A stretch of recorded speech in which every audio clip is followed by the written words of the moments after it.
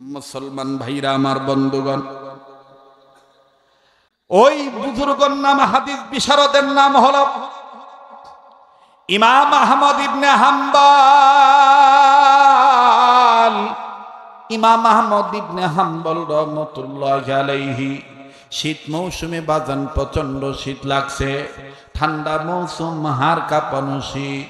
দুপুর বেলা খানা খেয়ে কাইগুলা করতেছে। প্লিজ পায়ে হাত দিয়ে বললাম, অনুরোধ করতেছি ছোট বড় বাপ ভাই মা বোন, প্লিজ কেউ ওদিক সেদিক এদিক সেদিক তাকাবেন না।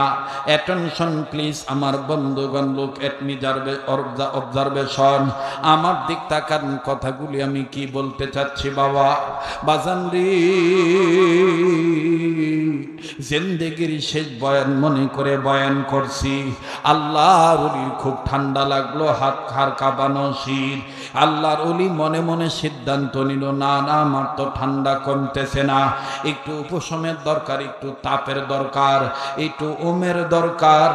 যদি আমি একটু আগুন তাপাইতে পারতাম, ঝাড়া দিয়া কম্বলটা ফেলে দিয়া, ও বাবাজি,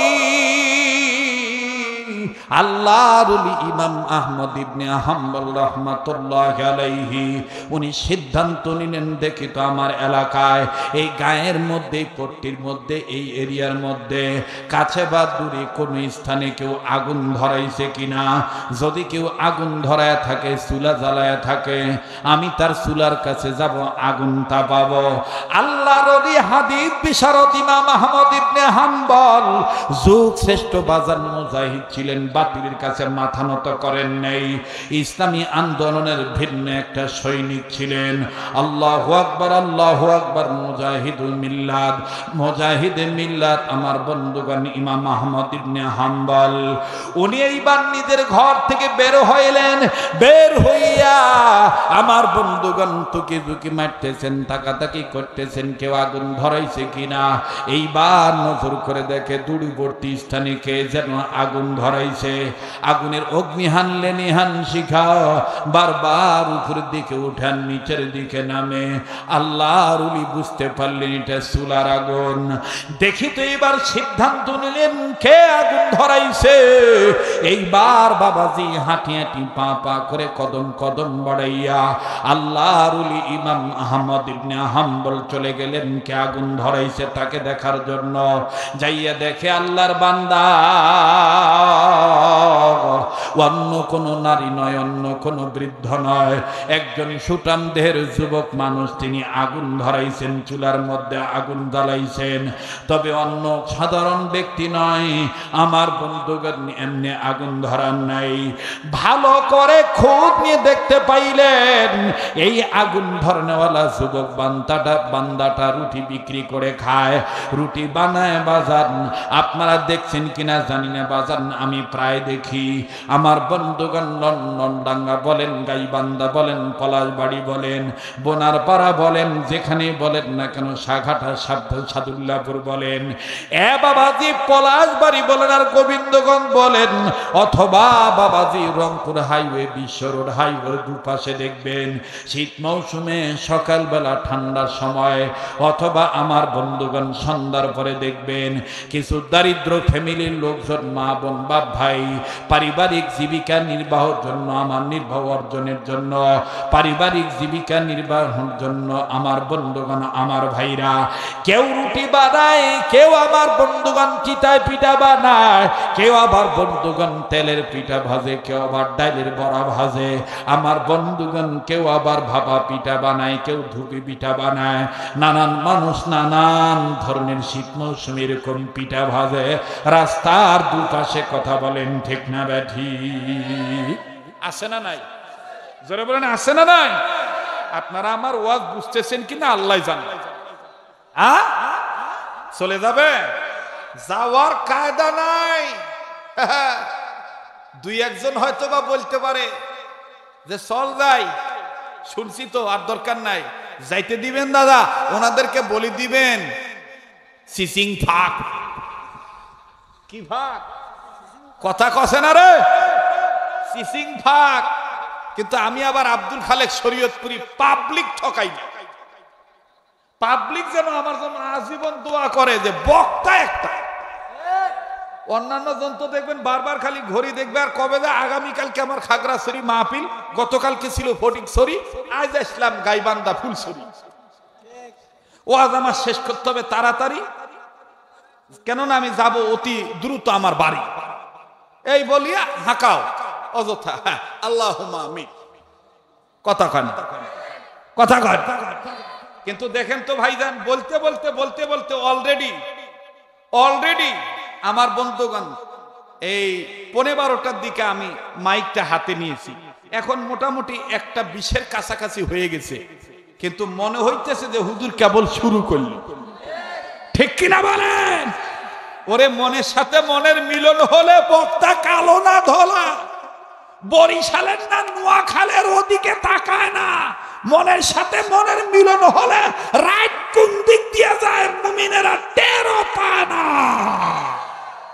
আর কিছু পেতে হলে কিছু দিতে হয়, কিছু নিতে হলে কিছু দিতে হয়। এটাই মানবের চরিত্র। এটাই কি মানবের চরিত্র? হুজুর নজর করে দেখে রুটিওয়ালা, কিওয়ালা? রুটিওয়ালা। এখন হুজুর মানুষ আমার মতন টুপি মাথার ছিল না। এখন তো হুজুরদের মাথার টুপি না থাকলেও দোষ, হুজুরের মুখ দাড়ি না থাকলেও দোষ। এখন আবার নতুন দোষ হয়েছে, হুজুর কেন মোবাইল চালাইবে? একদিন সেদিন আমার মসজিদে বিচার, মসজিদের মুয়াজ্জিন পাল্টাও। কয় কে? কয় মসজিদের মুয়াজ্জিন সাহেব ভিডিও সেট চালায়। তা ভিডিও সেট চালায় তোর বাপের কি? কথা কয় না। এরকম ফেরকা আছে না? দেখবেন। না না না, ফেসবুক কয় না, কয় ভিডিও সেট। ওনার পিছনে নামাজ হবে না, ভিডিও সেট ওনার কাছে থাকলে কি ওনার মন নামাজের ভিতর থাকে? তো তোর মন কোথ থাকে?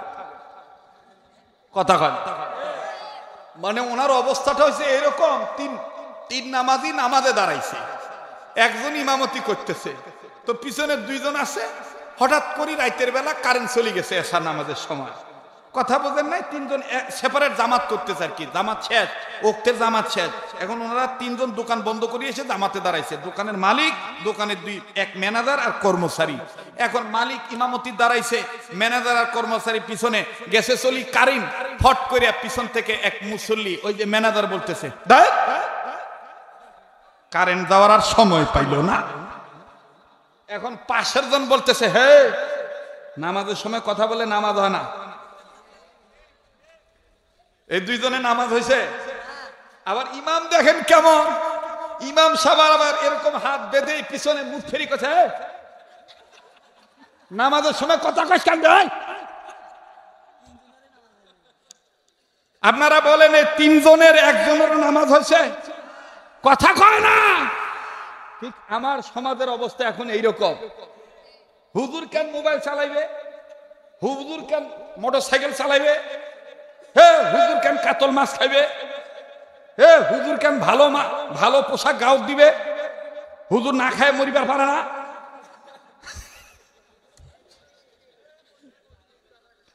কথা কয় না। এই এগুলাই চলতেছে। আবার চলতেছে দেখবেন শ্বশুর শাশুড়ির জ্বালায় বেটার বউর দুর্নাম। দেখবেন কিছু বেশরমা শাশুড়ি আছে, বেটা হালাল ভাবে বিয়ে দিছে, এখন বেটা বউ নিয়ে শুয়ে আছে। মনে করেন ফজর নামাজ ওমরা পড়ছে ঘরের ভিতর, পড়িয়া সকাল 8টা-10টা পর্যন্ত দুই স্বামী স্ত্রী শুয়ে আছে। এই জন্মের খাটাস বুড়ি শাশুড়ি ওই সারা গ্রাম দৌড়াইতেছে আর কইতেছে, সি সি সি সি সি সি, আমরাও বউ ছিনু, ইনকা ছিলাম না, এত বেল পর্যন্ত ভাতারক নিয়ে শুয়া থাকিনি। আরে কথা কয় না, জোরা কথা কয়, জোরা কথা কয়।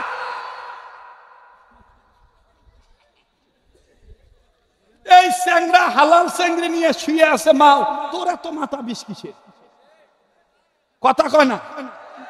কিরে যুবক কথা কইস না করে? এমনি বেটার বউ শাশুড়ি ভিন্ন খাওয়া, এই জ্বালা যন্ত্রণায় খাওয়া, আর খালি অজগুবি ডাক দিয়ে আমার বেটার বউ আমার দেখবার ভালো না, ভাত দানা ভিন্ন খাওয়া।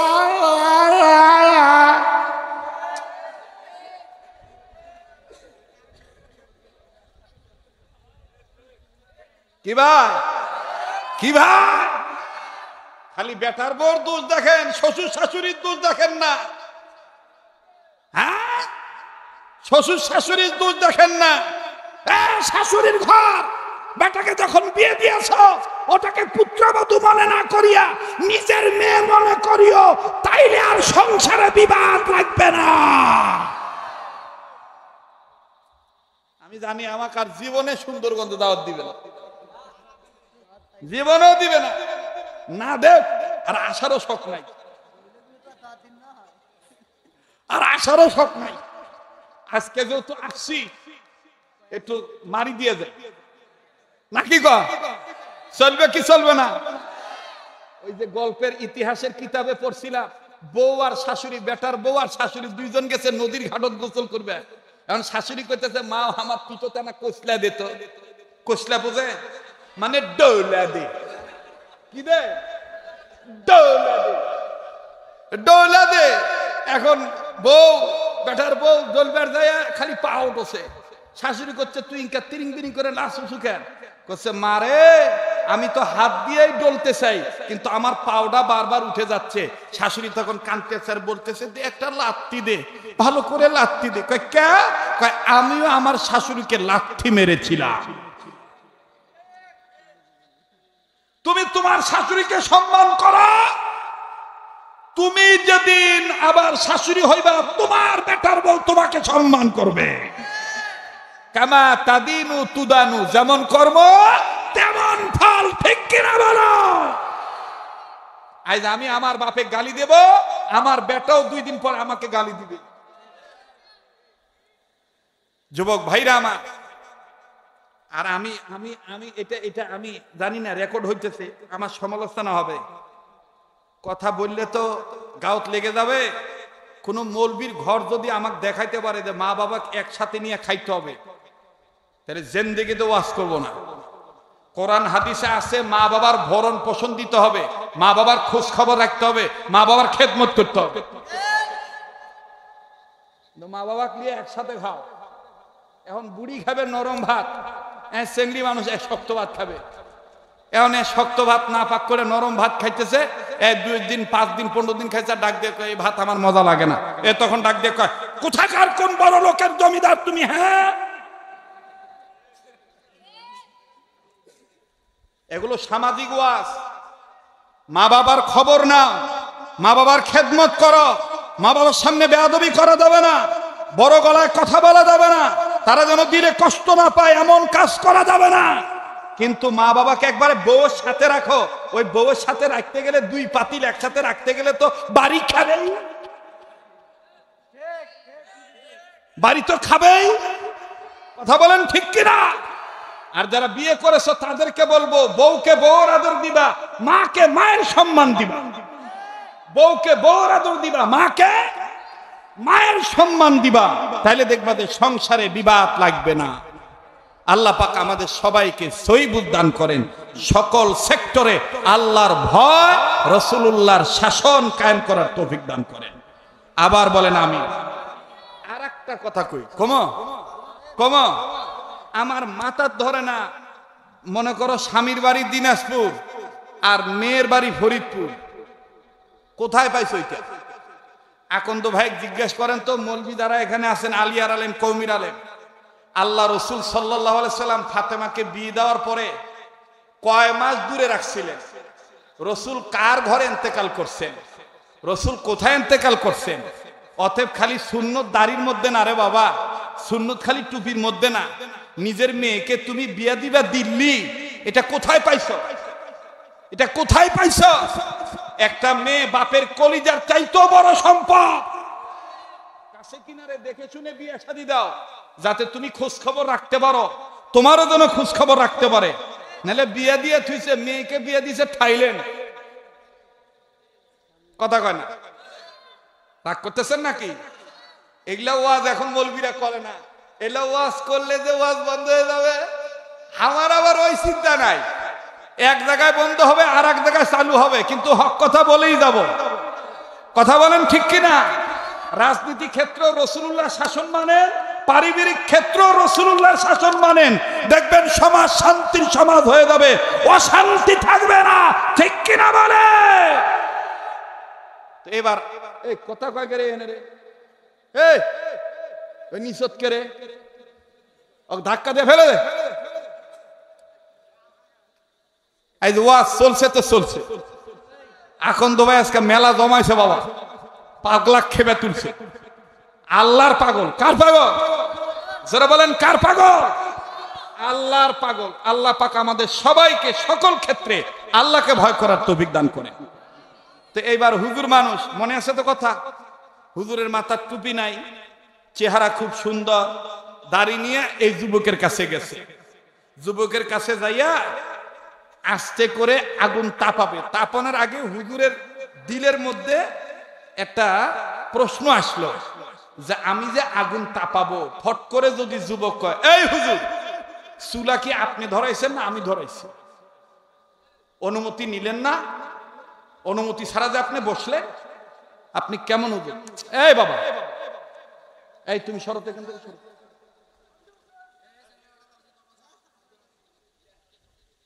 শয়তান কিন্তু এখন মাথা গরম হয়ে গেছে। শয়তান দেখতেছে যে পাগল তো জমায়া ফেলাইছে রে, এ পাগল তো আজিজিয়া খানকা শরীফের মাহফিলে জমায়া ফেলাইলো, দেখি তো আমি কাউকে দিয়া নেটা লাগাইবার পারি কিনা। পারবো না ভাই, হে পারবো না। আউযু বিল্লাহি মিনাশ শাইতানির রাজিম, মারো জোরে।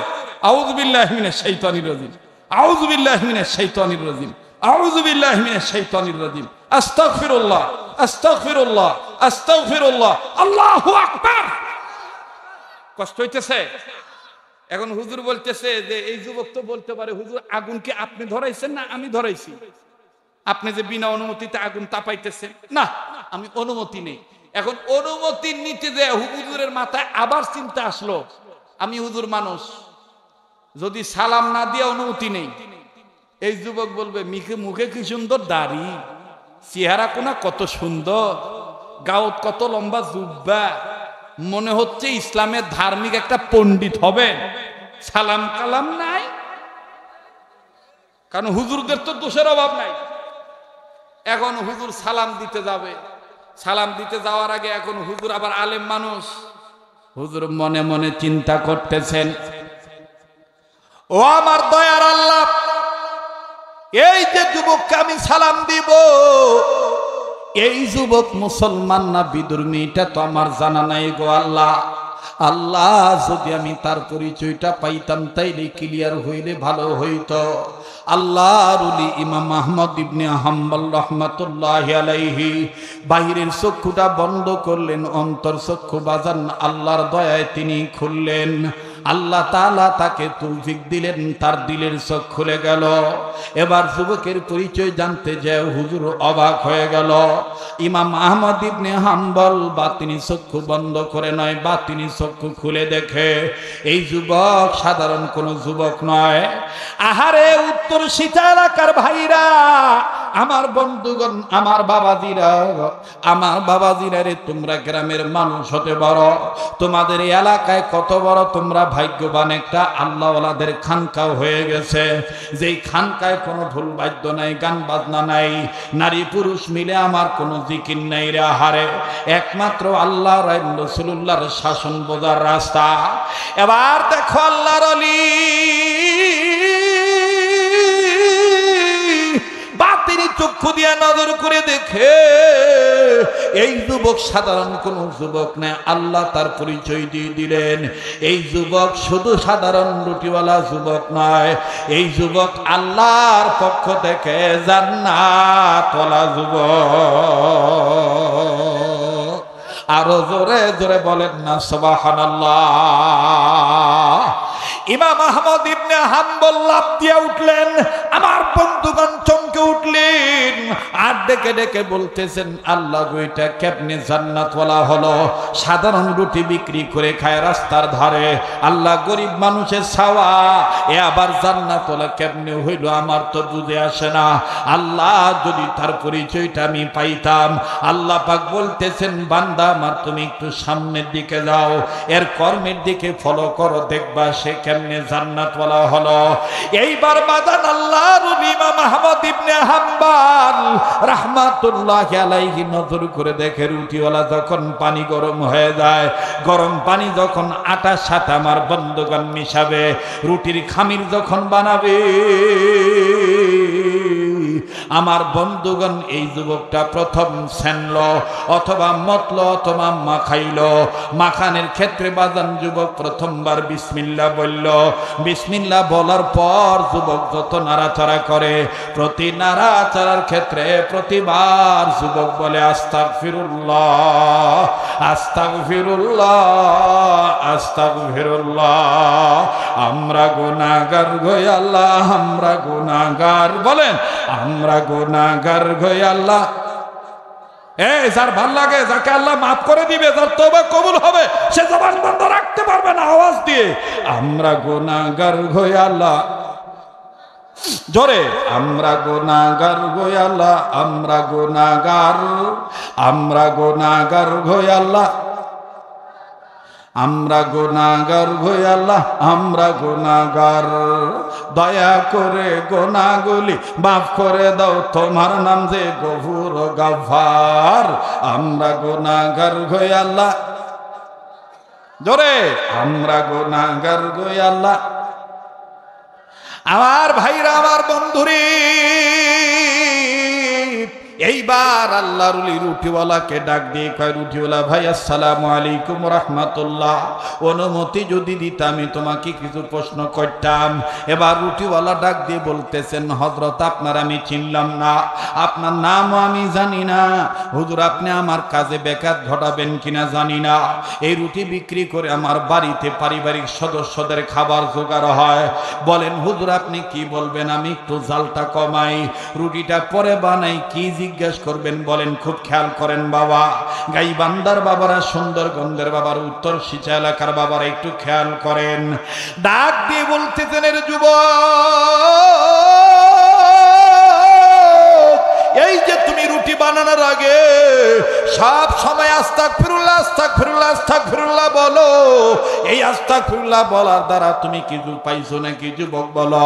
যুবক এইবার কান্দার ডাক দিয়ে বলে, ও পথিক ভাই তোমারে চিনলাম না, ও গো আল্লাহর বান্দা আপনারা আমি চিনলাম না, তবে যেহেতু আমারে জিজ্ঞাসা করছেন আমি আস্তাগফিরুল্লাহ বলার দ্বারা কিছু পাইছি কিনা তাইলে শুনে নেন। আস্তাগফিরুল্লাহ বলার দ্বারা আমি 3 জিনিসের মধ্যে 2টা পাইছি, একটা পাই নাই। আল্লাহর ওলি ইমাম আহমদ ইবনে হাম্বল বললেন 3 জিনিসের মধ্যে কোন 2টা পাইছো আর কোনটা পাও নাই একটু বলো। এবার যুবক কান্দার ডাক দিয়ে বলে, হুজুর গো আস্তাগফিরুল্লাহ বলার দ্বারা 3 জিনিসের মধ্যে আমি 2টা পাইছি, একটা পাই নাই। 1 নাম্বারটা হইল, শুনে নেন গো হুজুর, আস্তাগফিরুল্লাহ বেশি বেশি বলার দ্বারা, আল্লাহর কাছে মাপ চাওয়ার দ্বারা 1 নাম্বার আমি যত দোয়া করি সব দোয়া আমার আল্লাহ কবুল করে। আমি যত দোয়া করি সব দোয়া আল্লাহ পাক কবুল করে। এইবার ডাক দিয়ে বলে, সুবহানাল্লাহ, তুমি তাই 1 নম্বর এইটা পাইছ। এবার বলো 3টার মধ্যে 2 নম্বরটা কোনটা পাইছ?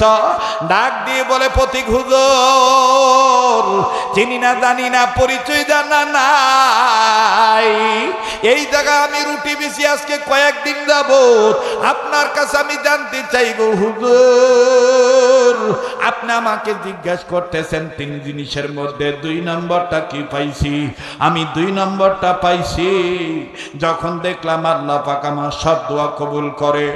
একদিন আমি মোনাজাতে আল্লাহকে বললাম, আল্লাহ তোমার নবী হাদিসে পাকের মধ্যে ইরশাদ করেছে, আমার কোন উম্মতের নরনারী যদি আমি মুহাম্মদকে মানে সেই স্বপ্নের মাধ্যমে জান্নাত ওয়াজিব হয়ে যাবে, জাহান্নাম হারাম হয়ে যাবে। আর একটু জোরে বলেন না সুবহানাল্লাহ। ওগো আল্লাহর ওলি,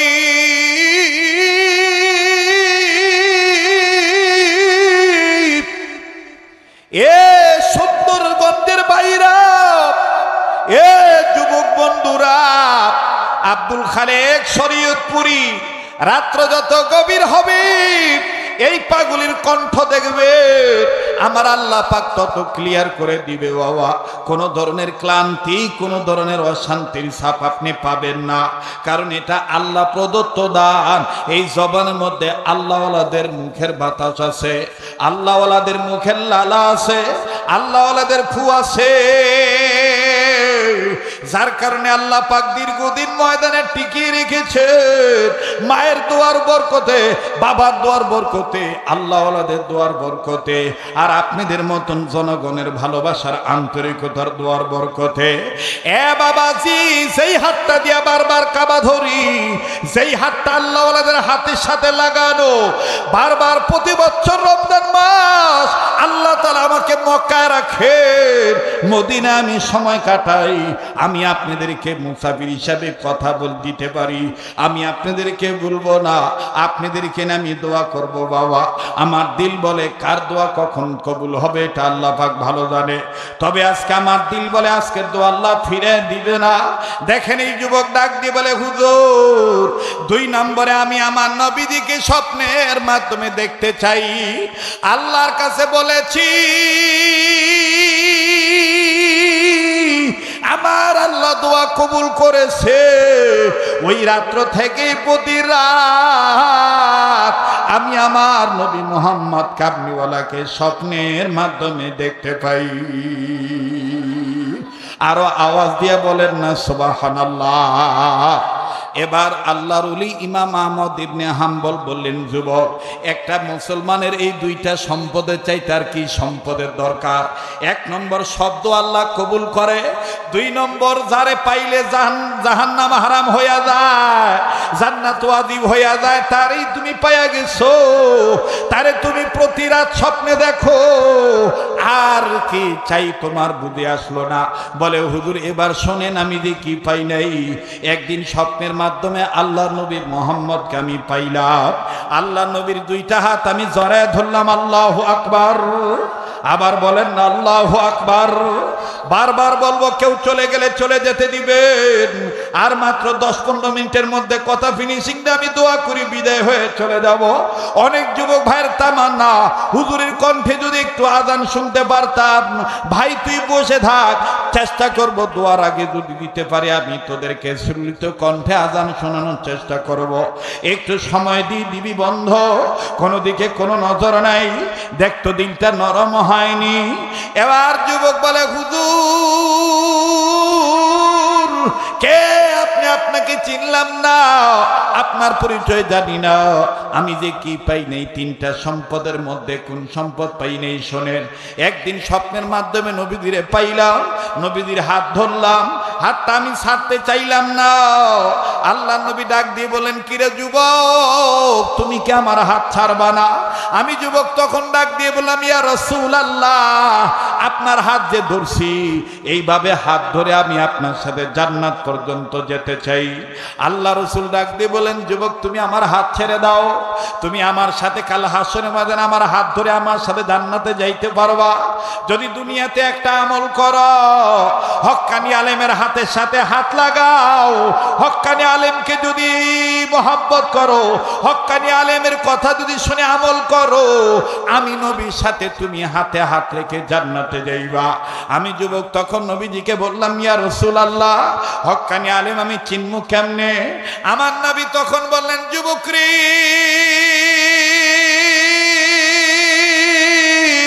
এই দেশে আমি মুহাম্মদের একজন রুহানি সন্তান আছে, ওই হক্কানি আলেমের হাত ধরিও, তাইলে আমি নবীর হাত ধরা হবে।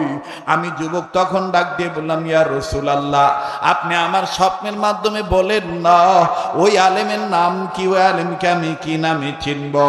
আল্লাহর নবী তখন ডাক দিয়ে বলেন, যুবক ওই আলেমের নাম হলো ইমাম আহমদ ইবনে হাম্বল। যুবক ইমাম আহমদ ইবনে হাম্বলকে যদি তুমি পাইয়া যাও, ওনার হাতে হাত রাখলে আমি নবীর হাতে হাত রাখা হবে। ওগো আগুন তাপানেওয়ালা হুজুর, ওগো রাস্তার হুজুর, ওগো পথের প্রতীক হুজুর, শুনে নেন শুনে নেন, ওই রাত্র থেকে প্রতি রাত আল্লাহর কাছে দোয়া করি, আল্লাহ ইমাম আহমদ ইবনে হাম্বলকে দেখতে চাই, তার সাক্ষাৎ পেতে চাই। ও হুজুর গো আজ পর্যন্ত দোয়া মনে হয় কবুল হয় নাই। আমি ইমাম আহমদ ইবনে হাম্বলে পাইলাম না। গাইবান্ধা সুন্দরগঞ্জ উত্তর সিচা এলাকার আজিদিয়া খানকা শরীফের মাহফিলে আগত বাপ ভাইরা, আপনারা বুঝে থাকলে বলেন তো দেখি, আগুন তাপাইতেছে কে? হ্যাঁ, কষ্ট হচ্ছে নাকি? দোয়া করে দে নাকি? হ্যাঁ, কেবল শুরু করলাম, খেলা কেবল শুরু। কথা কন ঠিক কিনা? রাগ করতেছেন নাকি? না, এটা জান্নাতি খেলা, এটা রাজনীতি খেলা না, এটা হলো আল্লাহ হওয়ার খেলা। কথা বলেন ঠিক কিনা? এইবার ইমাম আহমদ ইবনে হাম্বল কো সর্বনাশ, নিজে নিজে বলতেছে, আমি আপনি হইলে তো কইতাম দে রুটি দে, আমার নামই ইমাম আহমদ ইবনে হাম্বল। কথা কয় বাপরে বাপ, বিগত সরকারের আমলে আওয়ামী লীগ করছে, মনে করেন সেক্রেটারি নাতির ঘরের নাতি মোটর সাইকেল চালায়। আরে বাপরে বাপ, গোবিন্দগঞ্জ আবুল কালামের যে পাওয়ার। আবুল কালামে চিনেন না? বাপরে বাপ, সরাসরি মাইক নিয়ে কোথাও হুজুর আসছেন, ওয়াজ করবে, কোন রাজনীতির কথা চলবে না। হ্যাঁ, গরিব মানুষ তখন টাকা টাকা দেখতাম, পরে নিয়ত কেছি ধার উত্তরবঙ্গে আর আসবই না। এই পেটডাঙ্গা শয়তান গুলা যতদিন না সরবে ততদিন আর আসবো না। মানে আয়সা লাভ কি? কথা কওয়া যায় না, কথা কয় না, জোরে কথা বলে। বেয়াদবির চাইতে গায়রা হাজির ভালো, ঠিক কিনা বলেন? এখন তো আর সেই ভয় নাই, এখন আর সেই ভয় আছে? ওই আবুল কালামের পাওয়ারের এক নাতির গল্প আমি শুনছি, আমার ভাইরা, আমার বন্ধুগণ। এরে বাপরে বাপ, মোটর সাইকেল নিয়ে দোকানে যাইতো, যাইয়া কইতো এই সিগারেট দে, তো দিত এই বেনসন সিগারেট, কয়ডা না সাদাটা, জানিস না আমি এমপির নাতি। তো দোকানদার তখন এই সাদাটা দিত, দিয়া কত টাকা, আবার টাকা চায়। কোন পুলিশ ডিস্টার্ব করলে আমার নাম্বার থো। কথা বুঝতে পারছে? আমি আপনি যদি হইতাম তাহলে আমি আপনি কইতাম যে আমার নামে ইমাম আহমদ ইবনে হাম্বল, রুটি খাওয়া। কথা কম ঠিক কিনা? এবার হুজুর ডাক দিয়ে কইতেছে, আচ্ছা ইমাম আহমদ ইবনে হাম্বলকে তুমি দেখতে চাও, তাকে পাচ্ছ না? কয় হুজুর এই দোয়া কবুল হয় নাই হুজুর, সব দোয়া কবুল হয়েছে কিন্তু এইটা হয় না। এখন হুজুর বলতেছে, আচ্ছা যুবক, স্বপ্নের মাধ্যমে তুমি কি নবীজিকে জিজ্ঞাসা করো নাই ইমাম আহমদ ইবনে হাম্বলকে দেখতে কেমন দেখা যাবে, তার চেহারার সিমটমস কি, তার ফেস কাটিং এর নমুনা কি, আলামত কি? যুবক কয় হুজুর রুটি বিক্রি করে খেতে পারি, বোকা মনে করেন না, আমি কি আর না জিজ্ঞাসা করে আসি? আমি রাসূলুল্লাহর হাত চেপে ধরে বলছিলাম, ইমাম আহমদ ইবনে হাম্বলকে দেখমু যে চিনমু কিভাবে? হুজুরের তো অভাব নাই, সব হুজুর আসি যদি কয় আমি ইমাম আহমদ ইবনে হাম্বল, তা আমার তো রুটি শেষ, ঠিক না? রসুল তখন আমাকে কি বলছে জানো? আগুন তাপাই না হুজুর। রসুল আমাকে তখন বলেছে, ইমাম আহমদ ইবনে হাম্বল সেই হবে যার কাছে আমি রাসূলুল্লাহর গোপন প্রশ্নের উত্তর থাকবে। এক নাম্বার। দুই নাম্বার, ইমাম আহমদ ইবনে হাম্বলের হাত তুমি ধরবা, হাতটা ধরে নাকের কাছে নিবা। আমি রসুলের হাত ধরে নাকের কাছে নেওয়ার পরে যেরকম জান্নাতের গ্রান পাও, ইমাম আহমদ ইবনে হাম্বলের হাত থেকেও সেই একই গ্রান পাইবা। এই কথা শোনার পর ইমাম আহমদ ইবনে হাম্বল রাহমাতুল্লাহ আলাইহি দুই হাত পিছনে নিছে। যদি যুবক ঝাপ্পা মারি হাত ধরে, এই জন্য পিছনে নিছে। দেখেন, আর আমাদের দেশের পিসগুলার অবস্থা দেখেন, ঝরে বক মরে, ফকিরের কেরামতি বাড়ে। কথা কয়। আর কি যে জিকির করে, জিকির কোরআনেও নাই, হাদিসেও নাই। আপনারা দেখছেন কিনা সুন্দরগঞ্জের ভাইরা, দেখবেন যে বাপের নামে ওরস করে আর জিকির করে, আউল বাউল গান গায়। তুমি আজ বাগা বলে নিরা লাগাতে গে ডগিলাম বাগা জায়গে তো গো মাটি জাগা যায় গাছ দাগা লাগা দেয় আই লাগা না প্রাণের মুর্শিদ আওয়া দয়াল আওয়া ও বাবা বাবা কথা কন রে, তোরা কথা কন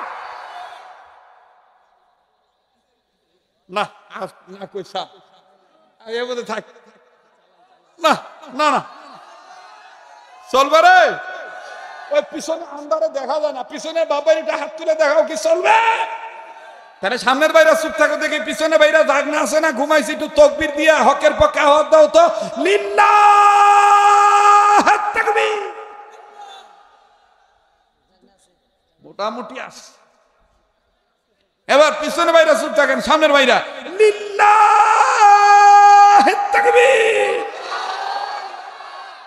ভন্ডরা কবে কেরে এইটা কোন হুজুর আসলো রে? রাইতের 2টা বাজার কাছাকাছি, তাও হুজুরের গলা কমে না রে। আর ইমানদারদের কেমন জানি ইমানের পাওয়ার বেড়ে গেল, কথা কয় না। হক ওয়ালাদের হকের আওয়াজ কিসের রাইতের 2টা আর 3টা? দিনও যেমন গরম, রাইতেও তেমন গরম, শীতের মৌসুমে গরম, গরমের মৌসুমে গরম। কথা বলেন ঠিক কিনা? লিল্লাহ তাকবীর। এবার ইমাম আহমদ ইবনে হাম্বল পিছনে নিচে হাত। যুবক এতক্ষণে ডাক দিয়ে কয়, হুজুর, ও হুজুর, আপনার নাম কি?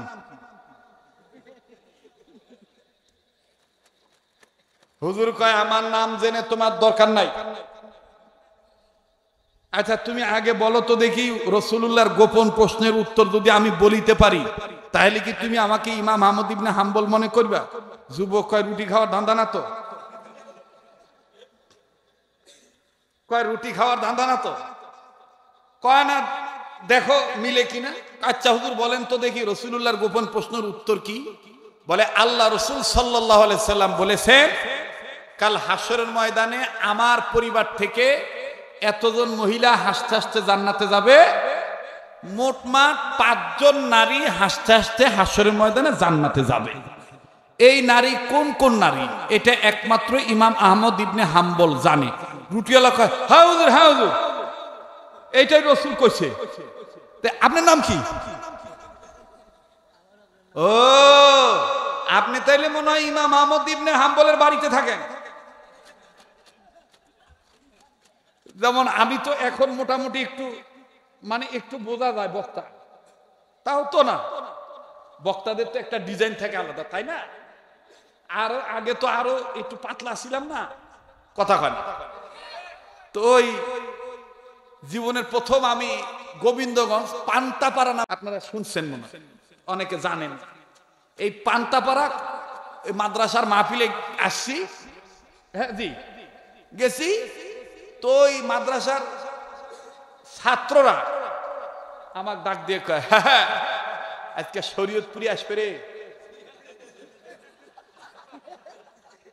তখন ভাই ভিডিও ক্যাসেট ছিল না ভাই, তখন অডিও ক্যাসেট ছিল, অডিও ক্যাসেট। এখন অডিও তো আর চেহারা দেখা যায় না। ডাক দেখে, আজকে শরীয়তপুরি হুজুর আসবে রে। ওই যে ভারতের যে গেছিল, হিন্দুদের সাথে যে ঝগড়া করছিল, ওই হুজুর কোন আসবে, ওই হুজুর আসবে বুঝলো।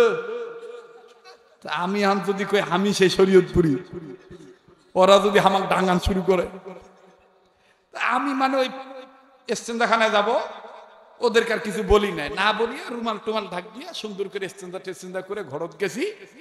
এখন ওদের বড় হুজুর ওদেরকে খাওন দিয়া খাবার দিয়া বলতেছে, যা শরীয়তপুর হুজুরে খাবার দিয়া। এই স্যাংড়া গুলো করতে শরীয়তপুর হুজুর আসছে, ওই যে ঘরত কে বলি যে স্টেন্দা করে উজু করে যে ঘরত গেল। এই স্যাংড়া গুলো হায় হায়, আমরা কার হাত ধরে এরকম ঝাঁকি মানু রে। তো যাই হোক, এবার ইমাম আহমদ ইবনে হাম্বল রাহমাতুল্লাহি আলাইহি ডাক দিয়ে কয়, যুবক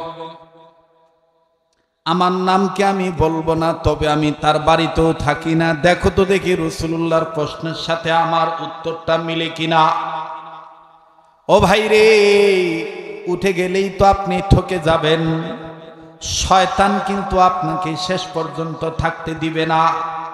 কার জানি সন্তানাদি হয় না, কার জানি কঠিন রোগ দূর হয় না, কার জানি ব্যবসা বাণিজ্যে বরকত হয় না। যাস না রে ভাই, যাস না রে বাপ।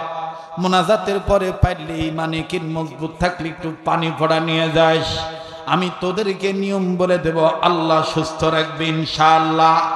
আয় না আল্লাহকে ভয় করি, আল্লাহর পথে ফিরে আসি, তওবার রাস্তায় উঠে যাই, আল্লাহ পাক কবুল করবেন ইনশাআল্লাহ। আ ভাইয়া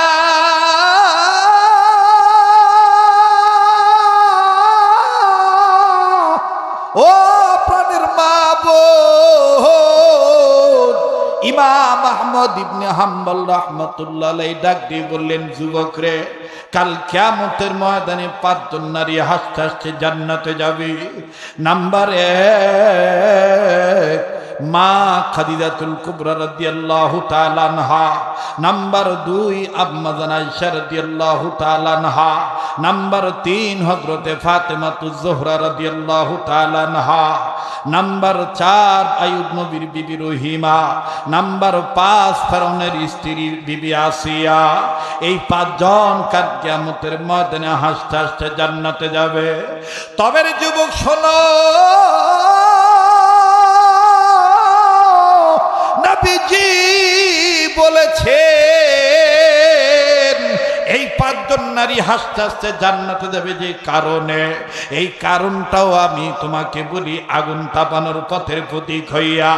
যুবক এবার গালে হাত দিয়ে বলে, হা হা বলেন তো দেখি।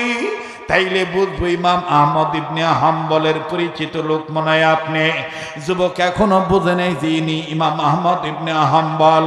আর ইমাম আহমদ ইবনে হাম্বল পিছনে 2 হাত লুকিয়ে রাখছে। আর সুন্দর গন্ধের সোনার বাচ্চারা আমার, ও যুবক ভাইরা, প্রাণের কলিজার টুকরা মুরব্বী বাবারা, পর্দার মা বোনেরা, এবার ইমাম আহমদ ইবনে হাম্বল ডাক দিয়ে বললেন, 5 জন নারী হাসতে হাসতে জান্নাতে যাবে। তার কারণ হলো 1 নম্বর মা খাদিজা জান্নাতে যাওয়ার কারণ হলো স্বামী ভক্ত হওয়া। স্বামী মা খাদিজা তার জীবন যৌবন সম্পদ যা ছিল ইসলামের জন্য নবীর প্রেমে সব দান করে দিয়েছে। এই জন্য আল্লাহ রাব্বুল আলামিন তাকে হাসতে হাসতে জান্নাতে নিবি। আওয়াজ দিয়ে বলেন না সুবহানাল্লাহ। আরে মা বোনেরা, মা খাদিজার অন্তরে কেমন আল্লাহর ভয় ছিল, তওবার রাস্তা কেমন ছিল তার পরিষ্কার। 2 মিনিটে বলে দে। একদিন মা খাদিজা শুধু কান্দার কান্দে। ফাতেমা যায় ডাক দিয়ে কয়, আব্বা জান, মা জননী কান্দে। নবী আমার ডাক দিয়ে বললেন, কেন তোমার আম্মা কান্দে? বলে, আব্বা যদি আপনি জানতেন তাইলেই ভালো হতো। এবার আল্লাহ রসুল খাদিজার কাছে এসে বলতেছেন, খাদিজা তুমি কান্দো কেন? মা খাদিজা কান্দার ডাক দিয়ে বলে, নবীজি গো, আমার মন বলে মনে হয় আমি আর বেশি দিন দুনিয়াতে থাকবো না। ইয়া রাসূলুল্লাহ, ইয়া হাবিবাল্লাহ, এই অন্তরে একমাত্র আল্লাহর ভয় আর আপনার মহব্বত, আল্লাহর ভয় আর আপনার মহব্বত নিয়ে আমি আপনার কাছে কয়েকটা জিনিস চাইব, মৃত্যুর পূর্বে দিবেন কিনা বলেন। আল্লাহ রসুল ডাক দিয়ে বললেন, খাদিজা আমার কাছে দেওয়ার মতন, তোমাকে দেওয়ার মতন কিছুই নাই। দুনিয়ার যাবতীয় সম্পদ তোমার যা ছিল সব তো আমার দিয়ে দিছ আল্লাহর জন্য। মা খাদিজা কান্দার ডাক দিয়ে বললেন, নবীজি গো, ইয়া রাসূলুল্লাহ, ইয়া হাবিবাল্লাহ, আমি আপনার কাছে যে জিনিসগুলো চাবো সেগুলো জিন্দা থাকা অবস্থায় নয়, মৃত্যুর পর আমাকে দিতে হবে। বলে, কি কি চাও? খাদিজা ডাক দিয়ে বললেন, নাম্বার 1, আমি যেদিন মারা যাব আমাকে কবরে নামানোর আগে আপনি আমার কবরে একটু নামবেন। কারণ আমার দৃঢ় বিশ্বাস, আমার যেই কবরে রাসূলুল্লাহ তার কদম মোবারক নাম রাখবে, ওই কবরে আযাব আসবে না, ওই কবরটা জান্নাত হইয়া যাবে। নাম্বার 2, আমার কাফনের কাপড় দুনিয়ার কোনো কাফনের কাপড় দিয়া বানাবেন না। আপনার গায়ের একটা জুব্বা মোরক আমার গায়ে লাগাইবেন। আমার গায়ের কাফনের কাপড় আপনার গায়ের জুব্বা মোরক দিয়া বানাবে। ওগো নবীজি,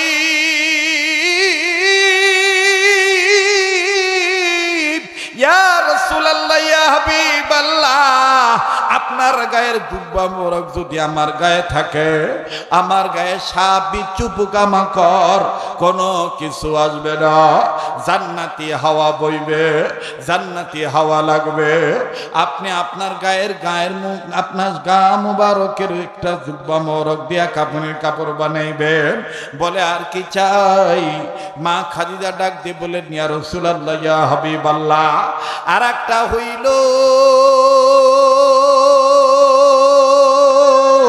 আমাকে কবরে শোয়ানোর পর আপনি একদিন বয়ান করতে বলেছেন, যে মুসলিম নন নারীর চেহারা কিবলার দিকে থাকবে তার জন্য কবরের হিসাব সওয়াল জবাব সহজ হয়ে যাবে। তাই বলি, ইয়া রাসূলুল্লাহ, ইয়া হাবিবাল্লাহ, আমি খাদিজাকে যেই দিন কবরে শোয়াইবেন ওই দিন আমার চেহারাটা আপনার বরকতি হাত দিয়া আপনি পশ্চিম দিকে কিবলার দিকে আমার চেহারাটা ঘুরে দিবেন। আল্লাহর নবী বললেন, খাদিজা রে, ওগো আমার প্রাণের বেবি খাদিজা, আপনি যেভাবে বলতেছেন তাতে মনে হয় আপনি অচিরেই মৃত্যুবরণ করবেন। মা খাদিজা কান্দার ডাক দিয়ে বললেন, ইয়া রাসূলুল্লাহ, ইয়া হাবিবাল্লাহ, মনে হয় আমি আর বেশি দিন দুনিয়ায় থাকবো না। আবার বাইরে লম্বা কথা সংক্ষেপ করে দিলাম, আল্লাহ নবীর স্ত্রী আমার আপনার মা খাদিজা ইন্তেকাল করলেন। আল্লাহ নবী ডাক দিয়ে বললেন, সাহাবীরা, খাদিজার কবর খনন হয়ে গেলে আমি নবীর একটু নিয়ে যাইও। বাদান সবার চোখে পানি আসবে না, সবাই কানতে পারবে না। আমার বাইরা কান্না না আসলেও কান্নার বান ধরবেন, আল্লাহ পাক তা তো কবুল করবি। এই চোখের পানি আল্লাহ রব্বুল আলামিন ফিরায় দিবে না। যুবক বন্ধুরে, প্লিজ দেখো দিলটা নরম হয়নি। এক ফোঁটা চোখের পানি তুমি ফালাইতে পারো কিনা? কান্না না আসলেও তুমি কান্নার ভান ধরিও। সোনার বাপজানেরা আমার দোয়া না করিয়া যাইও না। কত মাহফিলে যাও, কত রাত্র কত জায়গায় নষ্ট করো, আজকে এই মদিনার পাগলের সাথে একটু দোয়া করিয়া যাইও। আরে বাবাজি, একটা ওয়াদা নিতে চাই। আমার দিল বলে আজকের দোয়া আল্লাহ ফিরিয়ে দিবে না, দোয়া কবুল হয়ে যাবে। যেই হাতটা দিয়া বারবার কাবাদুরি, যেই হাতটা আল্লাহওয়ালাদের হাতের সাথে লাগানো, এই তো আবারও কয়েকদিন পরে চলে যাব হজ, বড় হজে। আরাফাতের ময়দানে আপনাদের জন্য দোয়া করবো ইনশাআল্লাহ। আমি আপনাদেরকে ভুলবো না। আমার সাথে ওয়াদা দিতে পারেন কিনা? এই গভীর রজনীতে আল্লাহ পাকের কোর্টের দরজা খোলা, এই রজনীতে আমি অদমের সাথে, মুসাফিরের সাথে, মা বাবার জন্য, নিজের জন্য, অন্যের জন্য, দেশের জন্য, দশের জন্য একসাথে মুনাজাত করে আমরা যাব। কারা কারা তৈরি আছেন একটু হাত তুলে ওয়াদা দেন তো দেখি। ও আল্লাহ, তুমি দেখো অনেক বক্তা বলে গাইবান্দার বস্ত্র তারা উশৃঙ্খল, এরা থাকে না, সময় দেয় না, এরা নাকি বাহিরের মেয়ে মানার সাথে ভালো ব্যবহার করে না। কিন্তু আল্লাহ, আজকে আমি দেখে আশ্চর্য হয়ে গেলাম, তোমার গোলামেরা তোমার কালামে পাকের বয়ানের পক্ষে, তোমার নবীর হাদিসের পক্ষে এত মোহিত হয়ে গেল। এরা ওয়াদা করলো দোয়াটা করে যাবে না। আল্লাহ, তুমি আজকের দোয়া ফিরে দিও না। আল্লাহ, তুমি শেষ সময় পর্যন্ত যুদ্ধ ধারণের তৌফিক দাও। জোরে বলেন আমিন। আবার আবার নবীজি কবরে নামলেন, কবরে নামিয়া উঠলেন, নিজের গায়ের জুব্বা মোবারক দিয়া মা খাদিজার কাফনের কাপড় বানাইলেন। বানানোর পর লম্বা কথা সংক্ষেপ করে দিলাম। আল্লাহর হাবিব সাহাবায়ে কেরামদেরকে দূরে সরাইয়া আল্লাহর হাবিব মা খাদিজার চেহারাটা কিবলার দিকে ঘুরে দেয়। নবীজি যখন হাত সরায়, নবীজি যখন হাত সরান, মা খাদিজার চেহারাটা কিবলার দিক থেকে ঘুরে আমার বন্ধুগণ আকাশ বরাবর সোজা হইয়া যায়। আল্লাহ নবী ডাক দিয়ে কয়, ব্যাপার কি? খাদিজার চেহারাটা কিবলার দিকে ঘুরে দিলাম, হাতটা সরানোর পর পরে আবার চেহারাটা সোজা হয়ে যায়। আবার নবীজি আবার কেবলার দিকে ঘুরে দেয়। নবী যখন হাত ছড়ায় আবার চেহারাটা সোজা হয়ে যায়। আবার নবীজি কেবলার দিকে ঘুরে দেয়, আবার হাত ছড়ানোর সাথে সাথে চেহারাটা কেবলার আমার ভাইরা আকাশ বরাবর সোজা হয়ে যায়। আল্লাহর নবী কান্দার ডাক দিয়ে বলে, মালিক, আমার খাদিজারে কি তুমি কবুল করো নাই গো আল্লাহ? ও আল্লাহ, আমার খাদিজার চেহারাটা কেন কেবলার দিক থেকে ঘুরে যায়? আল্লাহ পাক জিবরাইলকে ডাক দিয়ে বললেন, জিবরাইল রে, আমার নবীকে আমার সালাম জানায় দিয়ে বলে দাও, যেই খাদিজা তার জীবন যৌবন এই বৃদ্ধ বয়সে ইসলামের জন্য, আপনি নবীর জন্য, আমি আল্লাহর জন্য, আমি আল্লাহর আইনের জন্য, আপনি রাসূলুল্লাহর শাসনের জন্য যে দান করে দিতে পারল, ওই খাদিজার চেহারা কেবলার দিকে ঘুরানো লাগবে না। কেবলার মালিক তো আমি আল্লাহ। আমি আল্লাহ পাক নিজে কুদরতি হাত দিয়া খাদিজার চেহারাটা আমার আরশ বরাবর সোজা কইরা দিতেছি। নারায়ে তাকবীর! মুসলমান ভাইরা আমার বন্ধুরে, আল্লাহর হাবিবের কাছে জিবরাইল আমিন আসলেন।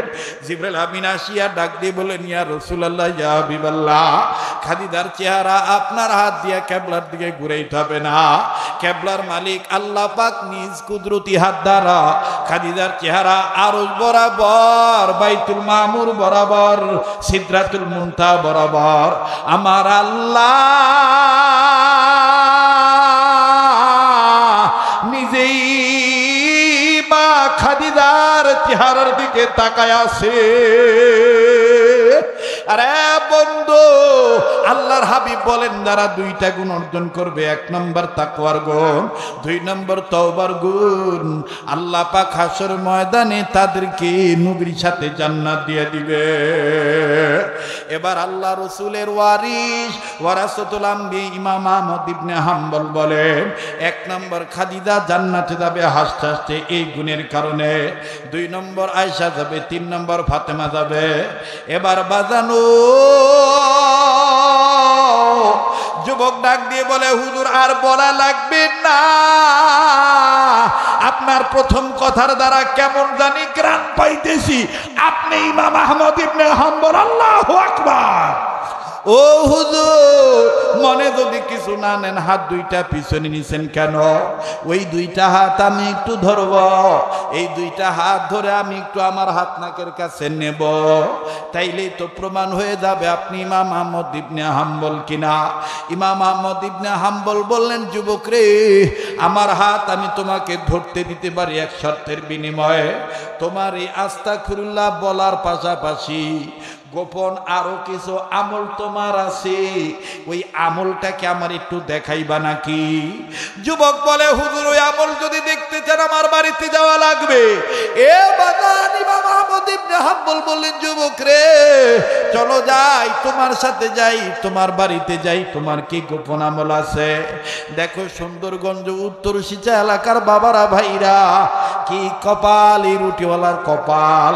আমার বন্ধুগণ কাছে গেল, যুবকের বাড়িতে গেল, যুবক যাইয়া নজর করে ইমাম আহমদ ইবনে হাম্বল নজর করে দেখে, গোলাকার একটা দোলনার মধ্যে জীর্ণ শীর্ণ চেহারা নিয়া কোকরানে গিয়ে একটা মহিলা মানুষ দুইটা হাত এরকম করে গোল করে দিয়া আমার বন্ধুগণ ঠিতানের কাছে নিয়া আস্তে আস্তে বলে, আল্লাহ, আমার রুটিওয়ালা বেটার হায়াত তুমি বাড়াইয়া দিও, জীবিত অবস্থায় তার জন্য জান্নাতের সিট নাম্বার বরাদ্দ দিয়া দিও।